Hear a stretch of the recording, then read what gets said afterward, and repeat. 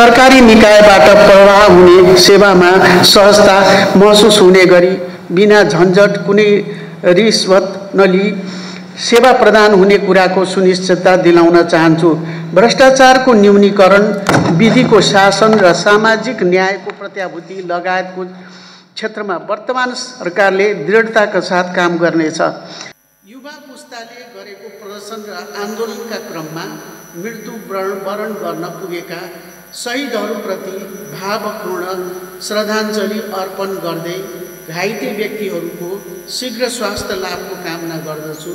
साथै सार्वजनिक संरचनाहरू, व्यावसायिक प्रतिष्ठान र निजी घर सम्पत्तिमा भएको अकल्पनीय र अपूरणीय क्षतिप्रति गहिरो दुःख व्यक्त गर्दछु। प्रदर्शनका क्रममा जीवन गुमाउने व्यक्तिहरूलाई शहीद घोषणा गरी निजका शोक सन्तप्त परिवारलाई आर्थिक राहतको व्यवस्था गरिएको छ। साथै सरकारले घाइतेहरूको निःशुल्क औषधि उपचार तथा क्षतिपूर्तिको प्रबन्ध गरेको छ। यसको अतिरिक्त आन्दोलन क्रममा जेनजी विद्यार्थी तथा युवा युवतीहरूले अनाहकमा ज्यान गुमाउनु परेकोमा यो सरकार सम्बद्ध दोषीहरू उप सख्त कानुनी कारबाही गर्ने प्रतिबद्धता जाहेर गर्दछ। यस जटिल परिस्थितिमा मुलुकलाई निकास दिन आगामी फागुन 21 गते भित्रै स्वतन्त्र, निष्पक्ष, भयरहित वातावरणमा निर्वाचन सम्पन्न गर्न सरकारले आवश्यक पर्ने जनशक्ति, बजेट, निर्वाचन सामग्री, सुरक्षा र कानुनी व्यवस्था लगायतका विषयमा निर्वाचन आयोगका पदाधिकारीहरूसँग छलफल गरी आम निर्वाचनको प्रारम्भिक कार्य सुरु गरिसकेको छ।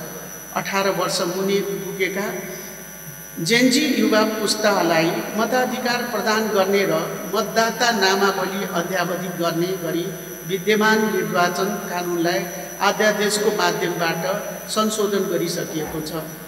रोजगारीको सिलसिलामा देश बाहिर रहनुभएका नेपाली नागरिकहरूलाई विदेशबाट समेत आगामी निर्वाचनमा मतदान गर्न सक्ने सम्भावनाको बारेमा नेपाल सरकारले निर्वाचन आयोगसँग छलफल गरिरहेको छ। वैदेशिक रोजगारीमा रहेका नेपाली नागरिकको मर्यादित रोजगारी तथा तिनका हकको संरक्षण एवं गैर नेपाली नागरिकहरूले उठाएका संविधान सम्मत मागहरूप्रति वर्तमान सरकार सकारात्मक रहेको छ। प्रतिनिधि सभाको आगामी निर्वाचनमा उत्साहका साथ भाग लिन र युवा पुस्ताको परिवर्तनको आकांक्षाको प्रतिनिधित्व गर्न सक्ने योग्य जनप्रतिनिधिको चयनका लागि आगामी निर्वाचनमा सहभागी हुन म सबै नेपाली दिदीबहिनी तथा दाजुभाइहरूलाई आह्वान गर्न चाहन्छु। स्वतन्त्र, भयरहित तथा निष्पक्ष निर्वाचनलाई सफलतापूर्वक सम्पन्न गर्न सबै राजनैतिक दल, नागरिक समाज, सञ्चार जगत तथा सम्बद्ध सबै सरोकारवालाहरूलाई सक्रिय सहभागिताका लागि समेत आह्वान गर्दछु। निर्वाचन सम्पन्न हुनका लागि शान्तिपूर्ण वातावरण कायम हुन जरुरी छ। तसर्थ मुलुकका सबै भौगोलिक क्षेत्रमा बसोबास गर्नुहुने दिदीबहिनी तथा दाजुभाइलाई धैर्यताका साथ शान्तिपूर्ण वातावरण कायम राख्न अनुरोध गर्दछु। आदरणीय दिदीबहिनी तथा दाजुभाइहरू, आन्दोलनका क्रममा क्षति हुन पुगेका सुरक्षा निकायका भवनलाई शीघ्र पुनर्निर्माण गर्न सरकार, निजी क्षेत्र तथा स्वयंसेवक नागरिकहरू जुटिसकेका छन्। त्यसै गरी सुरक्षा निकायलाई आवश्यक पर्ने सवारी साधन, बन्दोबस्तीका सामान, फर्निचर जस्ता अत्य आवश्यक सामग्रीहरूको शीघ्र व्यवस्था गरी सुरक्षा निकायलाई पूर्ववत रूपमा कार्य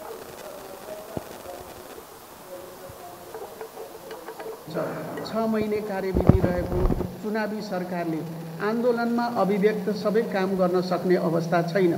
तापनि हामी कतिसम्म गर्न सक्दछौँ त्यसको इमानदार प्रयास गर्नेछौँ।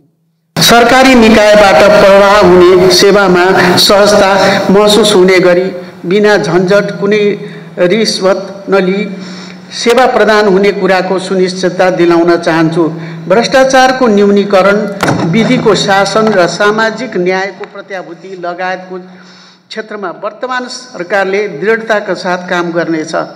सेवाग्राहीको काममा ढिला सुस्ती, मोलमोलैजा काम पन्छाउने, घुस रिश्वत माग्ने, अनावश्यक दुःख हैरानी दिने, सेवाग्राहीसँग अपमानजनक व्यवहार गर्ने जस्ता कार्य भएमा उजुरिसिने सोको तत्कालीन निराकरण गर्नका लागि प्रधानमन्त्री तथा मन्त्री परिषदको कार्यालय, नेपाल सरकारका सबै मन्त्रालय एवं तिनै तहका सरकारी कार्यालयमा हटलाइनको व्यवस्था गरिएको छ। नेपालको संविधान र शासकीय प्रणालीको संशोधन लगायत जेनजी पुस्ताले आन्दोलनको क्रममा उठाएका विषय वर्तमान अन्तरिम सरकारको कार्यक्षेत्रभन्दा बाहिरको विषय भएकाले युवा पुस्ता लगायत परिवर्तन पक्षधर आम नेपाली जनतालाई आगामी निर्वाचनमा सहभागी भई संवैधानिक प्रक्रियाबाटै संविधान संशोधन गर्नका लागि आग्रह गर्न चाहन्छु। नेपाल सरकारले उद्योग, व्यापार तथा व्यापारिक प्रतिष्ठानमा भएको आगजनी तथा तोडफोडबाट प्रभावित उद्योगी व्यवसायीहरूको मनोबल उच्च राख्न आन्दोलनबाट प्रभावित उद्योग, व्यापार, व्यावसायिक प्रतिष्ठानलाई राहत, कर, छुट, सहुलियत तथा सुविधाहरू प्रदान गरी आर्थिक क्रियाकलाप सहज रूपमा सञ्चालन गर्न एकीकृत व्यावसायिक पुनरुत्थान योजना कार्यान्वयनमा ल्याएको छ। निजी क्षेत्रको मनोबल वृद्धि गर्न तथा आन्तरिक र अन्तर्राष्ट्रिय व्यापारको लागत कम गर्न प्रक्रियागत सुधार प्रारम्भ गरिसकिएको छ। नेपाल सरकारले औद्योगिक तथा व्यापारिक प्रतिष्ठानको सुरक्षा व्यवस्था कायम राख्न उच्च प्राथमिकता दिएको छ। सरकारले आन्दोलनको क्रममा क्षति हुन पुगेको संरचनाहरू पुनर्निर्माण तथा पुनर्स्थापन र आम निर्वाचन सम्पन्न गर्नका लागि अनुत्पादक खर्च कटौती गर्दै टुक्रे आयोजनाका लागि विनियोजित बजेट खारेज गरेको छ। आन्दोलनको क्रममा क्षति भएका सार्वजनिक तथा सरकारी भौतिक संरचनाको पुनर्निर्माण सम्बन्धी कार्यका लागि पुनर्स्थापन कोष स्थापना गरिएको छ। पुनर्निर्माणमा योगदान गर्न चाहने सरकारी, निजी क्षेत्र, सङ्घ संस्था, मित्र राष्ट्रहरू लगायत स्वदेश तथा विदेशमा रहनुभएका सम्पूर्ण नेपाली नागरिकलाई उक्त कोषमा रकम जम्मा गरी सहयोग गर्नुहुन हार्दिक अपिल गर्दछु। सार्वजनिक सम्पत्ति, भौतिक संरचना तथा निजी प्रतिष्ठानको क्षतिको मूल्याङ्कन गरी सोको पुनर्निर्माण योजना तयारीको कार्य प्रारम्भ गरिएको छ। साथै क्षतिग्रस्त सार्वजनिक संरचनाको पुनर्निर्माण तथा मर्मत, सम्भार, सवारी साधन तथा अन्य माल सामान खरिद प्रक्रियालाई छिटो र सरल बनाई नियमित काम र सेवा प्रवाह सुचारू रूपले गर्ने व्यवस्था मिलाइएको छ। दुर्गम, हिमाली तथा पहाडी जिल्लाहरूमा टेलिफोन र तथा इन्टरनेट सेवाको सुविधा विस्तार गर्ने कार्य प्रारम्भ गरिएको छ। श्रद्धेय नेपाली दाजुभाइ तथा दिदीबहिनीहरू, आन्दोलनका क्रममा भएको तोडफोड, आगजनी, लुटपाट, बल प्रयोग लगायतका घटनाको सत्य तथ्य छानबिन गरी प्रतिवेदन पेश गर्न न्यायाधीश गौरी बहादुर कार्कीको अध्यक्षतामा 3 सदस्यीय जाँचबुझ आयोग गठन गरिएको छ। वर्तमान सरकारले विगतमा भएका भ्रष्टाचारको सन्दर्भमा यो छोटो समयमा प्रष्ट जानकारी पाइसकेको छ। तसर्थ त्यसको आवश्यक छानबिन गरी दोषीलाई कारबाहीको प्रक्रिया अगाडि बढाउनेछ। प्रदर्शनका क्रममा व्यक्तिका निजी घर तोडफोड र आगजनी हुँदा स्वाभाविक रूपमा देखिएको नगद रकमका सम्बन्धमा सरकारका सम्बद्ध निकायले छानबिनको कारबाही सुरु गरिसकेको छ। सङ्घीय लोकतान्त्रिक गणतन्त्र प्राप्तिका लागि भएका त्याग, बलिदान एवं सङ्घर्षबाट प्राप्त उपलब्धिलाई संस्थागत गर्दै वर्तमान जेनजी आन्दोलनले उठाएका आवाजहरूलाई सम्बोधन गर्न सबैले हातेमालो गर्नुपर्ने अवस्था छ। मुलुकको स्वाधीनता, सार्वभौमसत्ता, भौगोलिक अखण्डता र राष्ट्रको रक्षार्थ हामी सबै नेपाली एकबद्ध भई विवेक पुर्याएर अगाडि बढ्नु पर्ने परिस्थिति छ।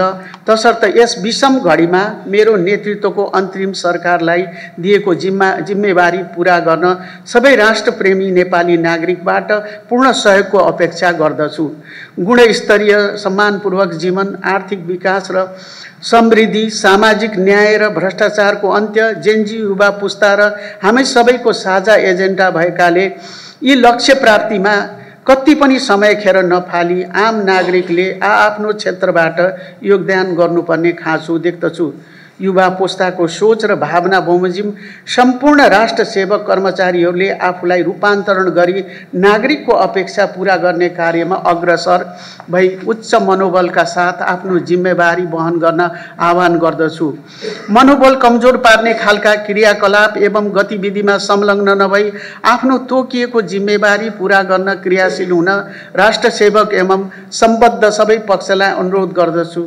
आसन्न चाडपर्वहरूमा खाद्यान्न लगायत उपभोग्य सामग्रीहरूको आपूर्ति, यातायातको सहज प्रबन्ध र सुरक्षा व्यवस्थालाई मजबुत बनाउन राज्यका सबै संयन्त्रलाई सक्रिय बनाइएको बेहोरा जानकारी गराउन चाहन्छु।